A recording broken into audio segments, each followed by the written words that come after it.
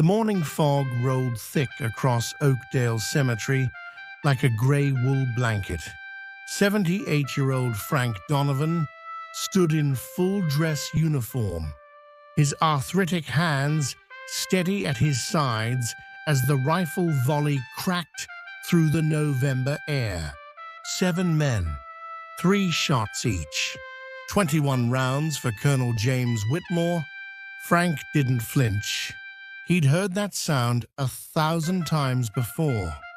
But what he didn't know, what none of them knew, was that this funeral would send him on one final mission. A mission that would take him back to the one place he'd sworn never to return. A mission that would force him to confront the guilt he'd carried for 53 years. This is the story of how an old soldier traveled halfway around the world to find his best friend's dog tags and found something far more valuable instead.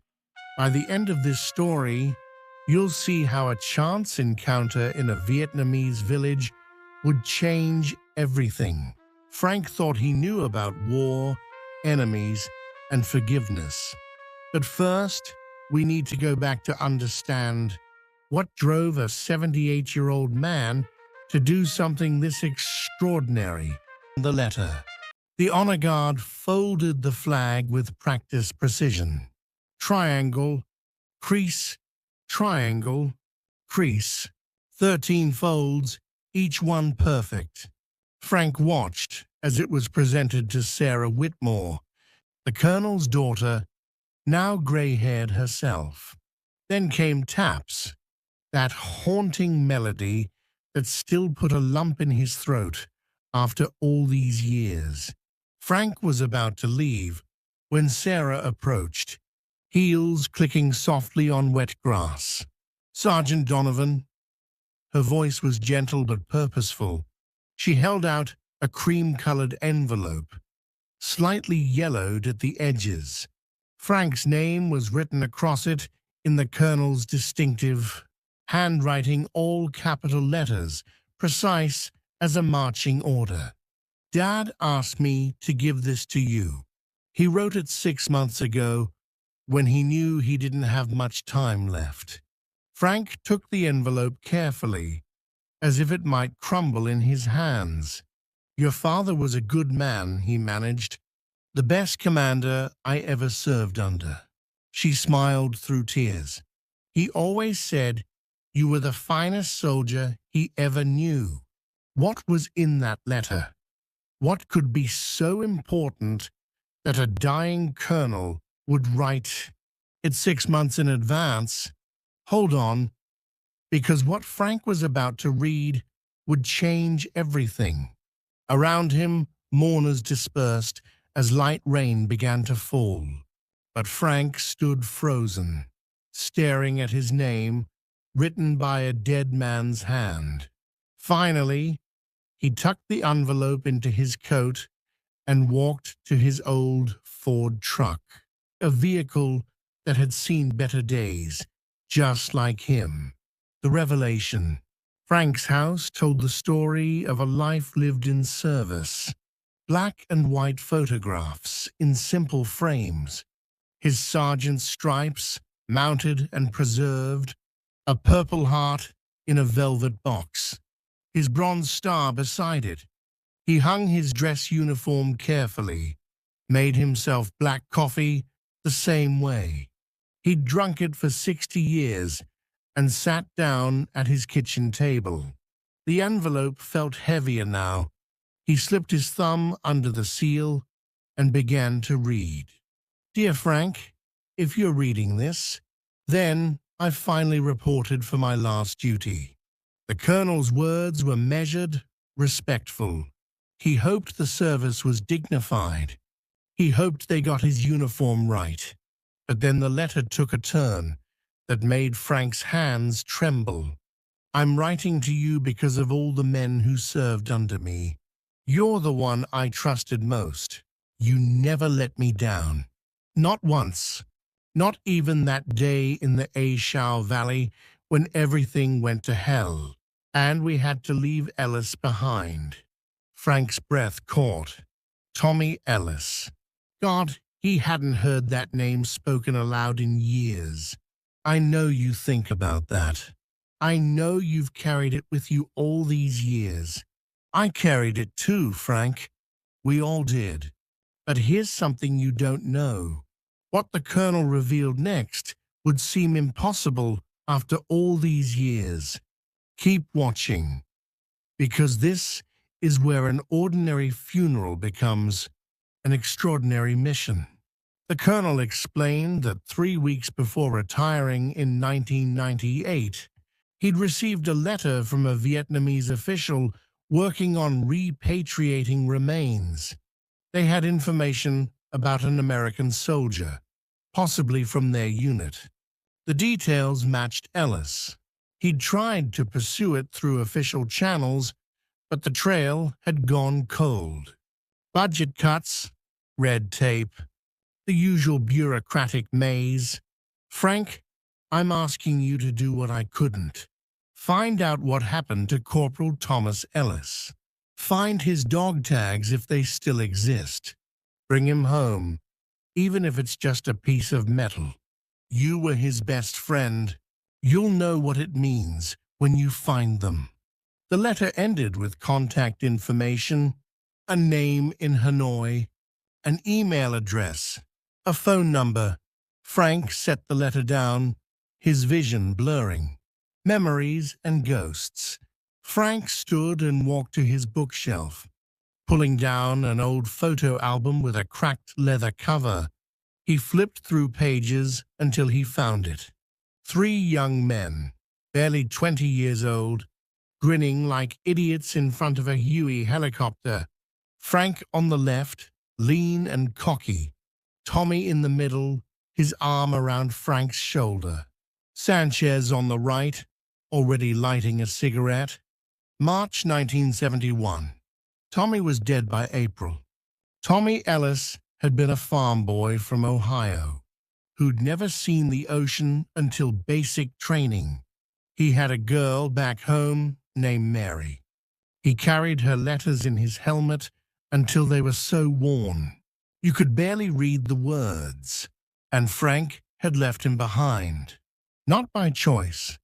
The ambush came out of nowhere, the kind of chaos where you couldn't tell which way was up. One moment they were on patrol.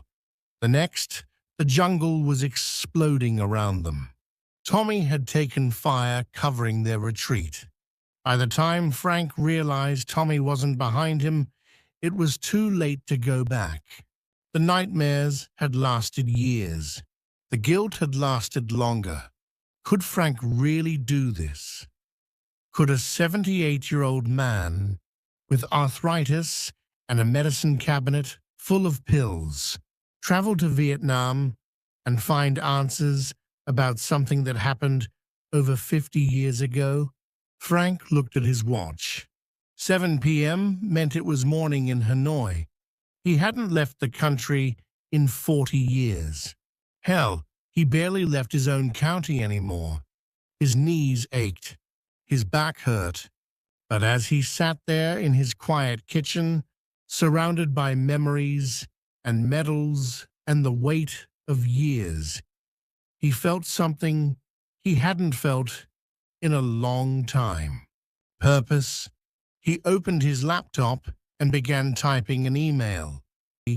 Preparation and doubt. The next morning, Frank's daughter Angela called.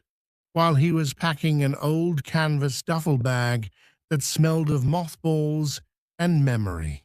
"Dad, are you serious about this?" Her voice carried that mixture of concern and exasperation that children reserve for their aging parents. "You're talking about flying to Vietnam. By yourself. You're 78 years old. I'm aware of my age, Angie. Do you even have a passport? When was the last time you flew anywhere?" 1985. "Your mother and I went to see the Grand Canyon." He folded a shirt carefully. "And yes, I renewed my passport last year. Figured I might need it someday. For what? You never go anywhere. There was a long silence. Frank could picture her sitting in her office, pinching the bridge of her nose the way she did when trying not to argue. Then her voice softened. Dad, is this about Tommy Ellis? Frank stopped packing. How do you know that name? Because you talked about him when I was little, before Mom got you to see someone about the nightmares. Her voice was gentle now. You used to say his name in your sleep. Frank sat down on an old stool, suddenly feeling every one of those 78 years. Colonel Whitmore asked me to do this, said there might be a way to find Tommy's tags. Maybe more. He paused. I can't explain it, Angie, but I have to go. I've carried this for 50 years. Maybe it's time to put it down. Another silence. Then, okay, but you're taking your phone and you're calling me every single day. Nothing's going to happen. I'm just an old man taking a trip. You're never just anything, Dad. That night, Frank couldn't sleep. When he finally drifted off, the dreams came. He was back in the jungle, the air thick and hot. He could hear Tommy's voice calling through the vegetation. Frank! Frank, wait up! But every time Frank turned around, the jungle got thicker, the voice more distant. He woke at 3 a.m., heart pounding, sheets damp with sweat. These were the dreams that had haunted him for decades, the ones that had nearly destroyed his marriage, that had made him drink too much and talk too little. Frank got up and made coffee, sitting in the dark until sunrise. On the table sat his plane ticket. Departure November 18th. Destination Hanoi. 3 days away. He picked up Tommy's photo again, looking at that young, smiling face. I'm coming, buddy, he whispered. I'm finally coming. Return to Vietnam. The flight from Chicago to Hanoi took 23 hours with a layover in Tokyo. Frank spent most of it staring out the window, lost in memory and what-ifs. When the plane finally descended into Noi Bai International Airport, Frank pressed his face to the window. Vietnam, for decades, that word had been synonymous with jungle and fire and loss. But from up here, it looked peaceful, green, almost beautiful. The airport was modern and efficient, nothing like the war-torn country he remembered. Signs in English and Vietnamese guided him through customs. The young official barely glanced at him before stamping his passport. Outside, the November heat hit him like a wall, different from the summer heat he remembered, but unmistakable. Vietnam had a specific feeling, something in the air that triggered memories buried deep. A man was waiting by arrivals, holding a sign, Mr. Frank Donovan. He was about 50, lean and fit, with kind eyes and graying hair. Mr. Donovan, I am Nguyen Van Min. Welcome to Vietnam. Frank shook his hand firmly. Thank you for meeting me. Of course. Your email was very moving. We will help you find what you are looking for. Min's English was excellent, though accented. My car is this way. We have a long drive, about 5 hours to the province, where your friend was lost. What Frank didn't know yet was that this man, Min, had his own connection to the war, a connection that would help Frank understand something crucial about enemies, forgiveness, and the true cost of conflict. As they drove out of Hanoi, Frank watched the country roll by. Modern buildings gave way to rice paddies and small villages. Motorbikes swarmed everywhere. People worked in fields, their conical hats bobbing in the afternoon sun. "It's changed," Frank said quietly. "Many things have changed." Min glanced at him. "May I ask you something, Mr. Donovan?" "Frank." "Just Frank." "Frank, what made you decide to come?" After so many years, Frank was quiet for a moment. A promise, and maybe the need to forgive myself. Min nodded as if he understood completely. "My father worked with American forces during the war. He was a translator. After the war ended, things were very difficult for our family." "I'm sorry," Frank said. "It was a long time ago, but my father, before he died, he told me something." Min's voice was thoughtful. He said the American soldiers he knew were not so different from us. Young men who wanted to go home, who missed their families, who were scared. He smiled sadly. War makes enemies of people who might have been friends. They drove in comfortable silence. Frank watched the landscape, recognizing nothing and everything. The shape of the hills, the way the trees clustered. Somewhere in his memory, these things existed. As the sun began to set, they reached a small town nestled at the base of forested hills. Min pulled up to a modest guest house. "We rest here tonight. Tomorrow morning, I take you to the area where your unit was stationed. I have spoken with village elders. They remember the fighting. They may be able to help." That night, Frank lay awake, listening to unfamiliar sounds through the window. Somewhere, someone was playing music. A dog barked, normal life flowing on like a river. He thought about Tommy and the Colonel and all the ghosts that had followed him across the ocean. Tomorrow, he would face them.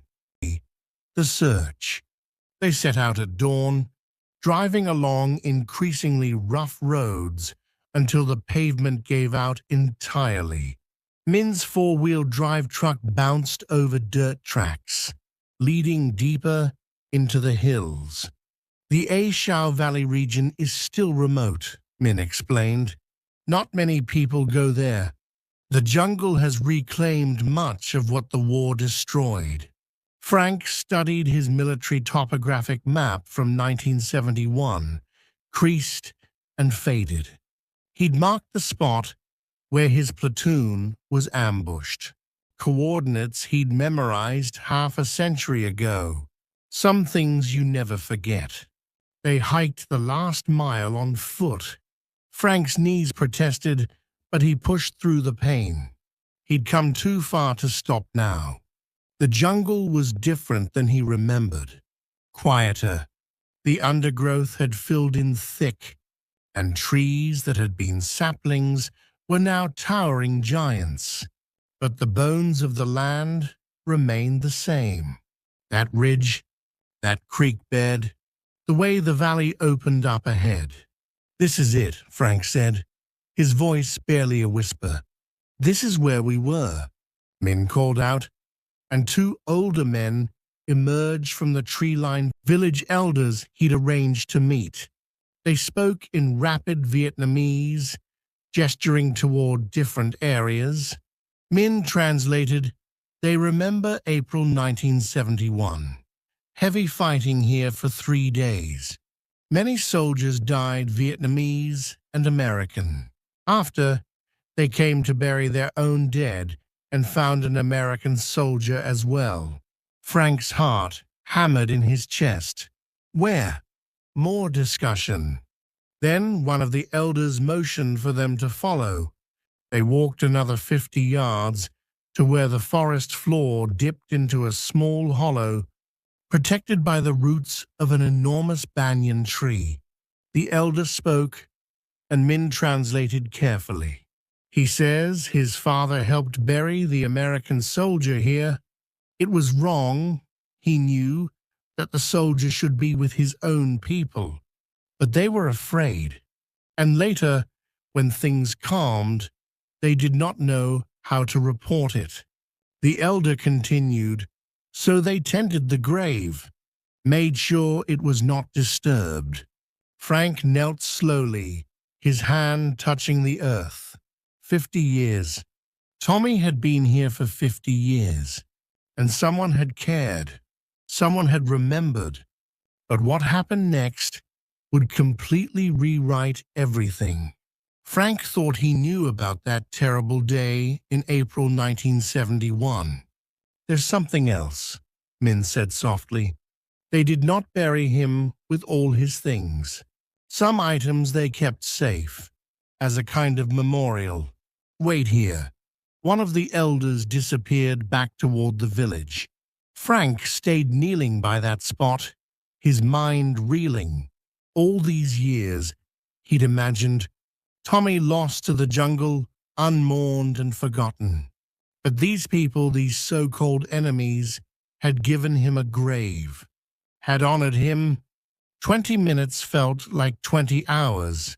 Finally, the elder returned carrying a small wooden box, weathered by decades. He handed it to Frank with both hands, speaking solemnly. He says, "This belongs to you now." Min translated, his own voice thick with emotion. He says your friend was brave. He fought to protect his brothers. That is honorable in any language. With trembling fingers, Frank opened the box. Inside, wrapped in oiled cloth, were Tommy Ellis's dog tags. The metal was tarnished, but intact.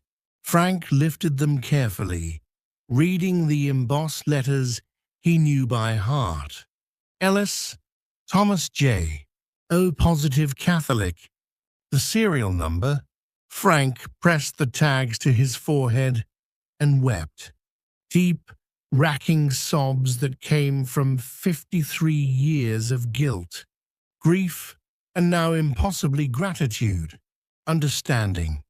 That afternoon, something remarkable happened. The village elders invited Frank and Min to their homes. What had started as a mission became something else entirely, a bridge across decades of pain. They sat in a modest house, drinking tea while Min translated stories. The elder whose father had buried Tommy spoke of those chaotic days when war consumed everything. His father had been 16, pressed into service as a scout. He'd seen terrible things, done things he regretted. But your friend, the elder said through Min, my father said he was different from the others they found. He was holding something. My father took it to keep it safe. The elder produced another small bundle and unwrapped it carefully. Inside was a photograph, yellowed and fragile, but still recognizable. A young woman with dark hair and a gentle smile. On the back, in faded ink, to Tommy with all my love. Wait for me, Mary. Frank stared at the photograph, his throat constricting. I remember her. She used to write him every week. My father kept this too, the elder continued. He said anyone who carried such love deserved to be remembered. Think about that for a moment. In the middle of a brutal war, a 16-year-old Vietnamese boy took the time to preserve a photograph because he recognized love when he saw it, because he understood that the enemy soldier lying dead in the jungle had been someone's son, someone's friend, someone's beloved. They talked for hours. The elder's son brought out a photo album, showing the village over the years, rebuilding after the war, children growing up, life continuing. There was even a small shrine, Frank learned, where villagers remembered all who died in the fighting, regardless of which side they'd fought on. "We do not forget," the elder said, "but we also do not let hate poison the next generation." Frank thought about his own life after the war, the anger he'd carried, the drinking, the nightmares. How much of his pain had been about Tommy, and how much had been about not forgiving himself. As the sun began to set, casting long shadows through the windows, Min's young son, who had been sitting quietly in the corner, approached Frank shyly. "Grandfather," the boy said in careful English, "were you a soldier?" Frank nodded. "A long time ago. Were you brave?" Frank considered the question carefully. "I was scared, but I tried to do the right thing."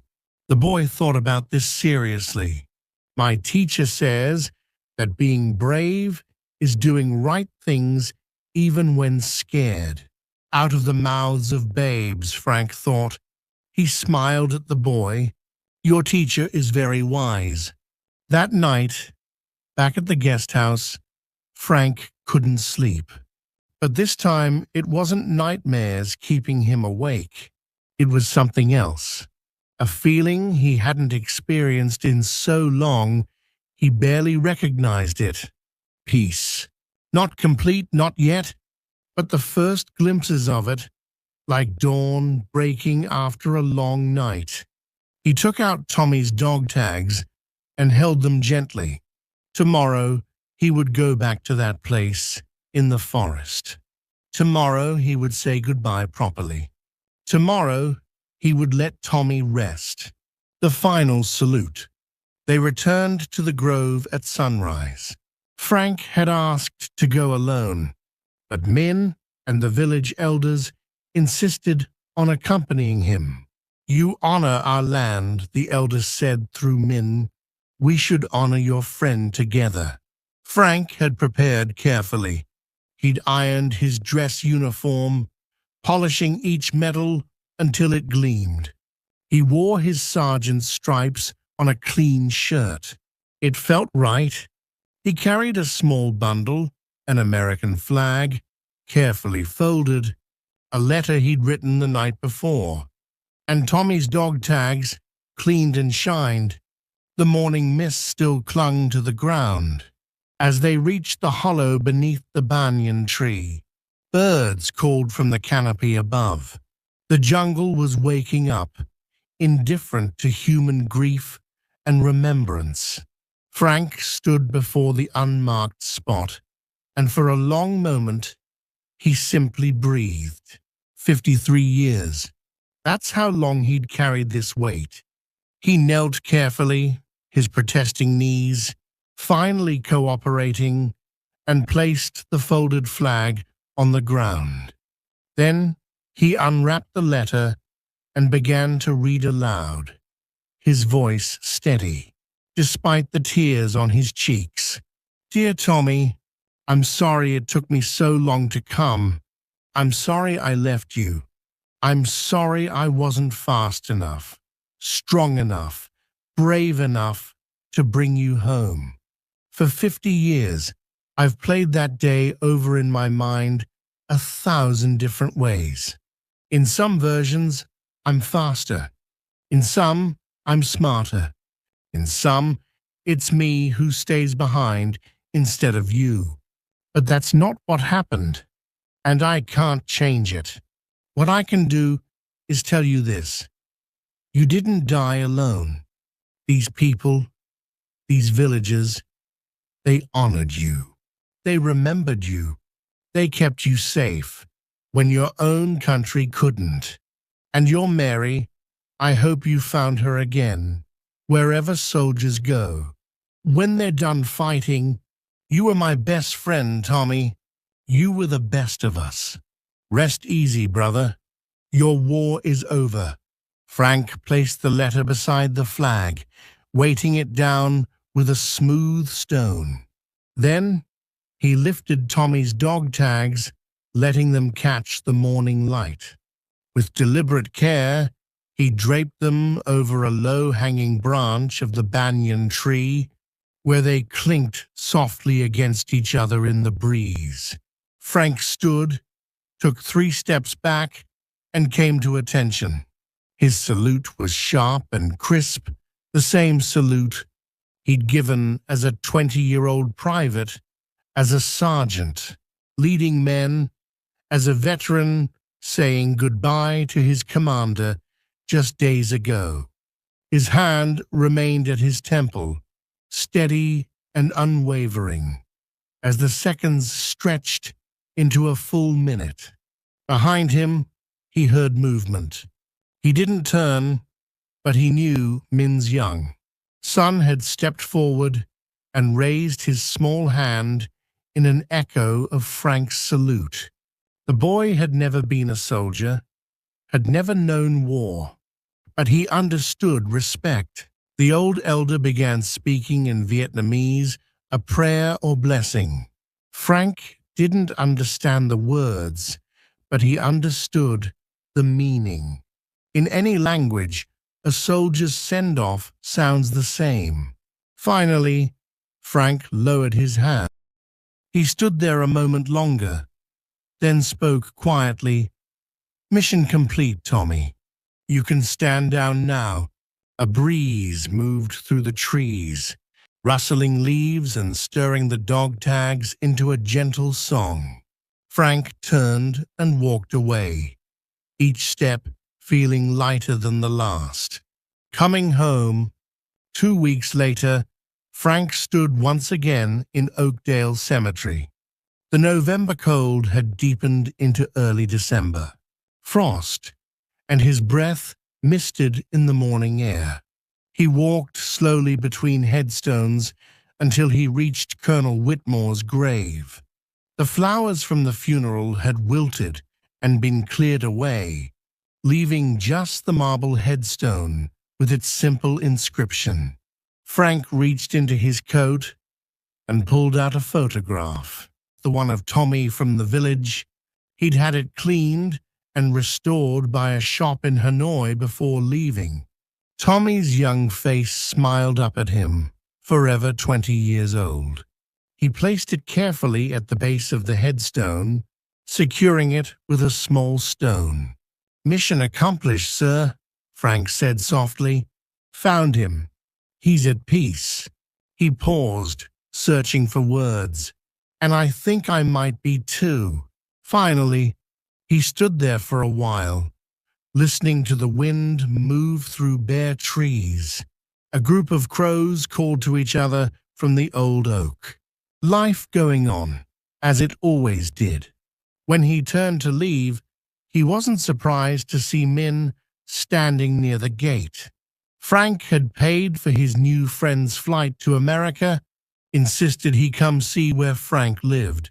Min's son was with him, bundled in a coat too big for his small frame, his eyes wide at the unfamiliar cold. "You found what you were looking for?" Min asked as Frank approached. Frank considered the question carefully. "I found more than that. I found a debt paid that I didn't know was owed.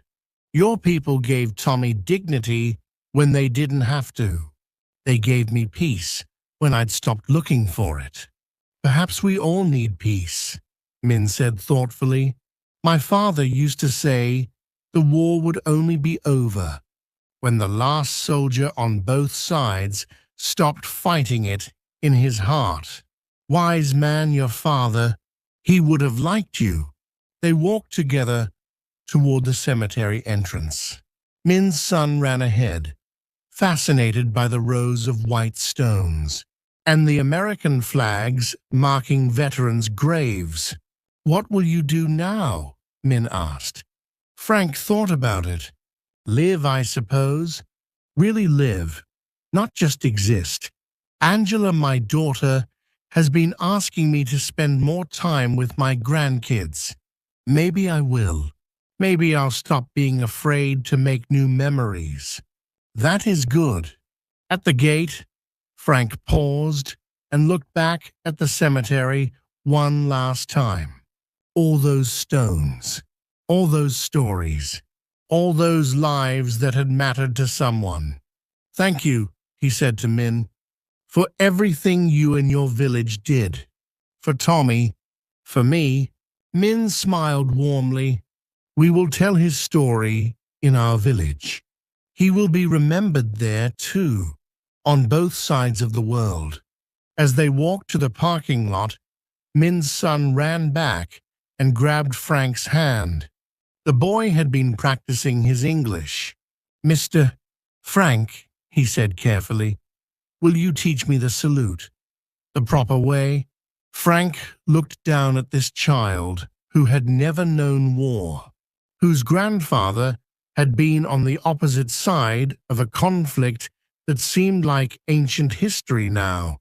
He thought about cycles of hate and violence and how they only ended when someone chose to break them.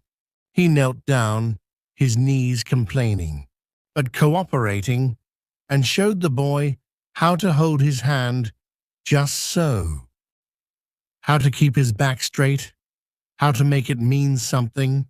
"Perfect," Frank said when the boy tried it.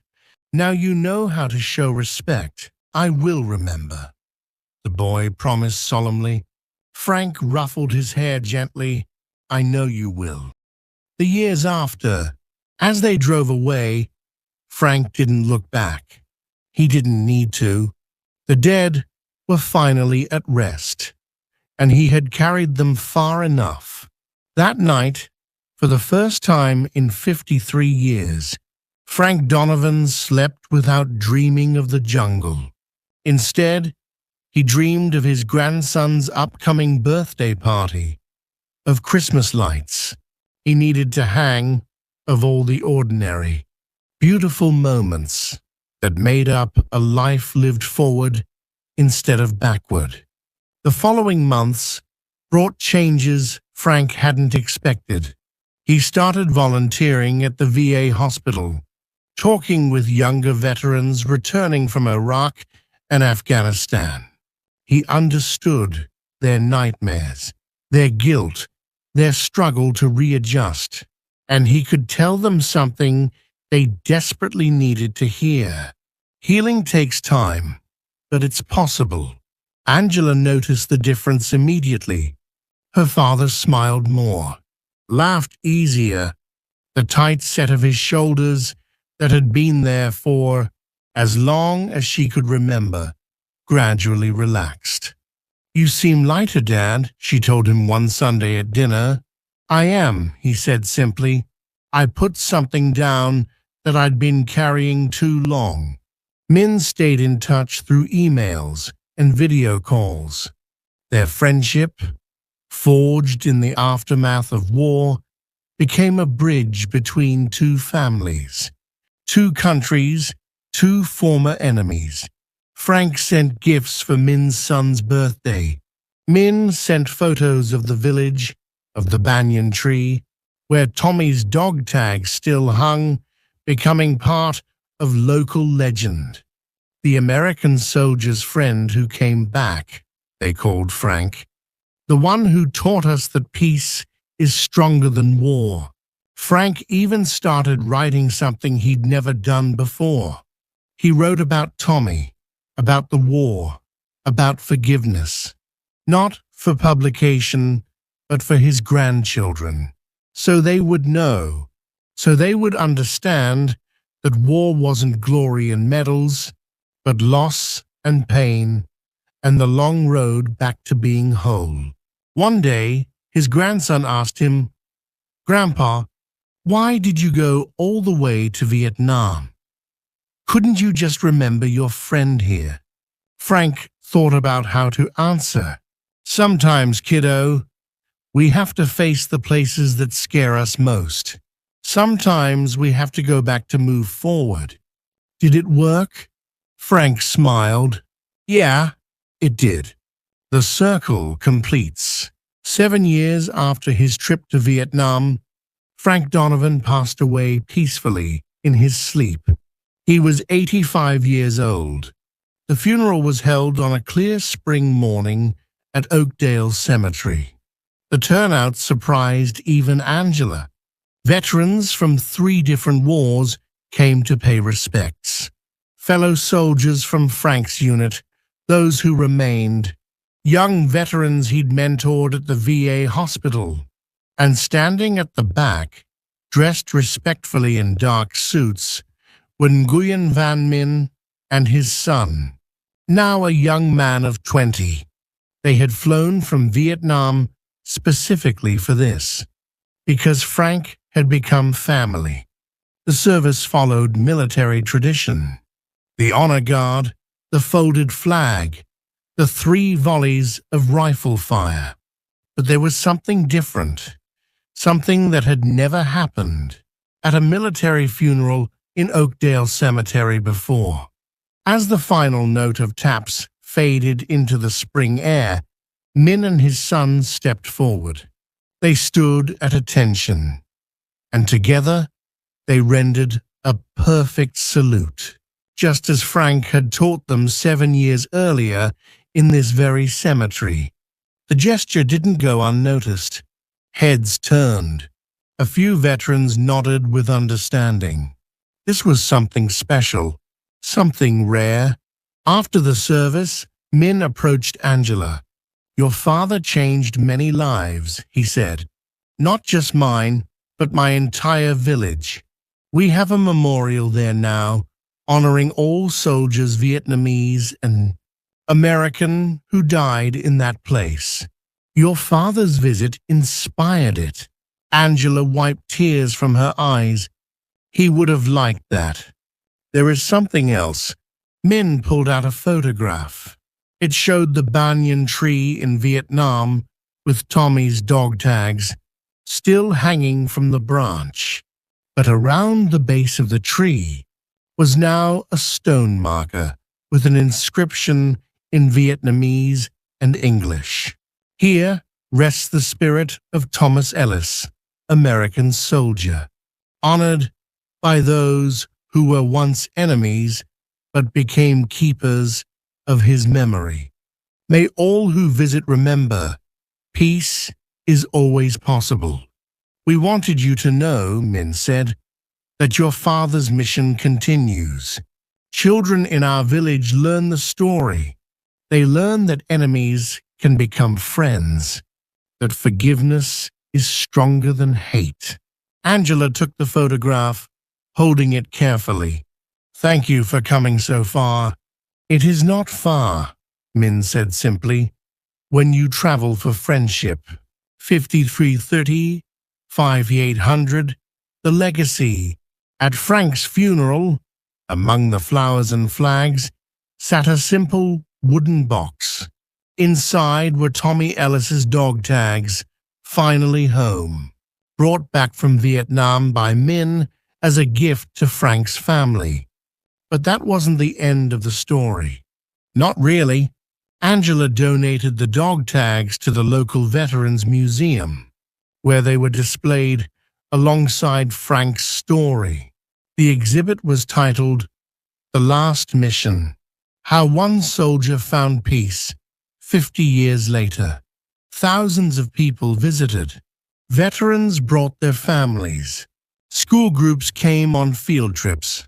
The story touched something universal, the idea that it's never too late to heal, never too late to forgive, never too late to complete unfinished business.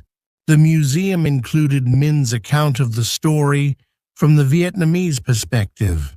It showed photographs of the village, the banyan tree, the memorial stone. It told a complete story, not just American grief, but Vietnamese compassion. Not just war, but its aftermath. Not just loss, but healing. One visitor, a young veteran struggling with PTSD from Afghanistan, stood in front of the exhibit for over an hour. He later wrote to Angela, "I thought I was broken beyond repair. I thought the things I'd seen and done would haunt me forever. But reading about your father about how he carried his guilt for 53 years and finally found peace. It gave me hope. If he could do it, maybe I can too. That's when Angela understood the true scope of what her father had done. By completing one mission, by finding one set of dog tags, by forgiving himself and accepting forgiveness from unlikely sources, he had created ripples that would extend far beyond his own life. The museum exhibit traveled, first to other cities in the state, then nationally. Veterans organizations requested copies of the materials. Schools incorporated it into their history curriculums, not just teaching about the Vietnam War, but about reconciliation and healing. Min's son, inspired by his friendship with Frank, became a peace advocate in Vietnam. He started a program bringing together children of American and Vietnamese veterans. The program was called the Banyan Project, named after the tree where everything had changed. Every year on the anniversary of Frank's visit, the village holds a remembrance ceremony at Tommy's memorial. They light incense, leave flowers, and tell the story to the youngest generation. The story of two soldiers, two countries, and the healing power of facing the past. A filmmaker even made a short documentary about Frank's journey. It won awards at film festivals and was shown on PBS. The final scene showed Min's son, now a father himself, teaching his own daughter the salute Frank had taught him. "Why do we do this, Papa?" the little girl asked in Vietnamese. "To remember," he answered, "that peace must be chosen again and again, and that sometimes the bravest thing a warrior can do is forgive." Closing the message. The wars we fight don't always end when the shooting stops. Sometimes they echo for decades, carried in the hearts of those who survived. Sometimes they manifest as nightmares, as guilt, as a weight that grows heavier with each passing year. Frank Donovan's war didn't end in 1971 when he left Vietnam. It didn't end when he came home, married, raised a family, or grew old. His war continued every single day for 53 years, until the moment he opened that envelope at his kitchen table. But here's what Frank's story teaches us. It's never too late to heal. Never too late to complete unfinished business. Never too late to forgive others and yourself. The enemies we make in war don't have to remain enemies forever. Sometimes, across the distance of years and miles and tremendous pain, understanding can emerge. Compassion can bloom. Friendship can take root in the most unlikely soil. Those Vietnamese villagers didn't have to tend Tommy Ellis's grave. They didn't have to preserve his dog tags, keep his photographs safe, or welcome Frank with open hearts 50 years later.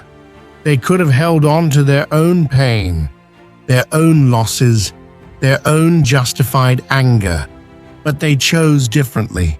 They chose to honor a fallen enemy soldier because they recognized his humanity.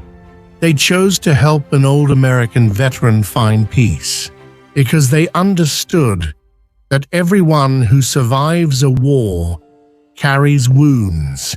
Think about the burdens you're carrying, the guilt you can't shake, the apologies you never made, the forgiveness you haven't granted to others or to yourself. Frank Donovan waited 53 years. Don't wait that long. He was 78 years old, his body worn and weary. when he finally took the steps necessary to heal. Imagine if he'd done it sooner. Imagine the years of peace he might have had. But perhaps he needed those years. Perhaps the journey is different for everyone. Perhaps what matters most is that he did it at all. Somewhere in a Vietnamese village, dog tags still hang from a banyan tree branch, clinking softly in the breeze. They're tarnished now, weathered by sun and rain, but they remain a memorial, a promise kept, and a bridge between two worlds that were once divided by war, but are now connected by something stronger: respect, understanding, forgiveness. Frank Donovan died at 85, but in his final years, he truly lived. He made new memories. He helped other veterans find their way. He built friendships that crossed oceans and healed old wounds. And in a cemetery in the American Midwest, there's a grave marker next to Colonel Whitmore's. On certain days, if you visit, you might see Vietnamese flowers left by the headstone sent by a village halfway around the world, placed by local friends who've taken up the tradition. Some promises take a lifetime to keep, but they're always worth it. Frank kept his promise to the colonel. He found Tommy Ellis. He brought him home, if not in body, then in memory and honor. More importantly, Frank kept a promise he didn't even know he'd made. A promise to himself to stop running from the past, to face his demons, and to finally put down the weight he'd carried for so long. In doing so, he showed us all something vital: that the wars we fight within ourselves can end, that peace is possible, that enemies can become friends, that it's never too late to complete your last mission. Frank Donovan, Tommy Ellis, Nguyen Van Minh, an American colonel, a Vietnamese village, dog tags on a tree, a salute learned across generations. These aren't just elements of one man's story. They're reminders that in a world still torn by conflict, healing is possible, forgiveness is achievable, and sometimes the bravest thing a warrior can do is admit they're tired of fighting and choose peace instead.